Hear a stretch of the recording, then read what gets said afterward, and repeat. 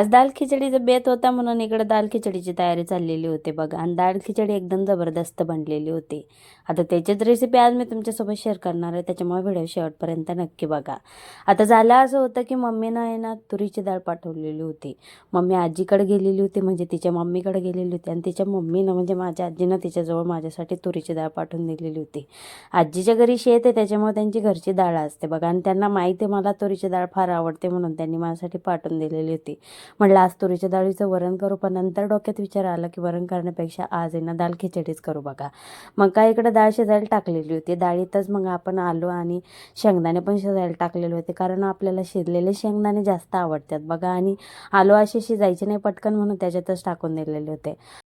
आता नेहमीप्रमाणे खिचडीमध्ये काय जास्त वेगळं नाही. आपला टोमॅटो, कांदा, अद्रक लसणाची पेस्ट, हिरवी मिरची आणि आपलं हळद, मीठ आणि थोडंसं बिर्याणीचा मसाला एवढं सगळं टाकून परतून घेतलेलं होतं. आणि त्याच्यामध्ये ना आपण तांदूळ शिजवून घेतलेले ते पण टाकून थोडेसे फ्राय करून घेतले. आणि नंतर आपली शिजवलेली डाळ टाकून दिलेली होती. आणि तुम्हाला सांगते असं तुम्ही करून बघा, थंडीच्या दिवसात एवढी जबरदस्त लागते ना ही खिचडी, दाल खिचडी. तोंडाला चवही येते, कारण आता सर्दी झालेली, तोंडाला चव नाही आहे ना. अशा गोष्टी खाल्ल्या ना की काहीतरी खाल्ल्यासारखं पण वाटतं, तोंडाला चवही येते आणि पोटही मस्त भरतं बघा. आणि हेल्दी पण असतं. तर तुम्ही नक्कीच ट्राय करून बघा. आणि आपले व्हिडिओ जर आवडत असले तर कमेंट्समध्ये नक्की कळवा. तर अरहान इकडं बघा, अरहानसाठी पण वाढून घेतलेलं होतं.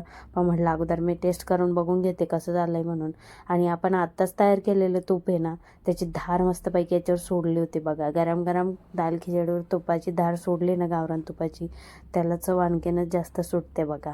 आणि खिचडी एवढी जबरदस्त झालेली होती ना की तुम्हाला शब्दात नाही सांगता येणार. खूप जबरदस्त खिचडी आपली झालेली होती.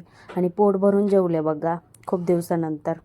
तर भेटूया नेक्स्ट व्लॉगमध्ये. तोपर्यंत काळजी घ्या. बाय.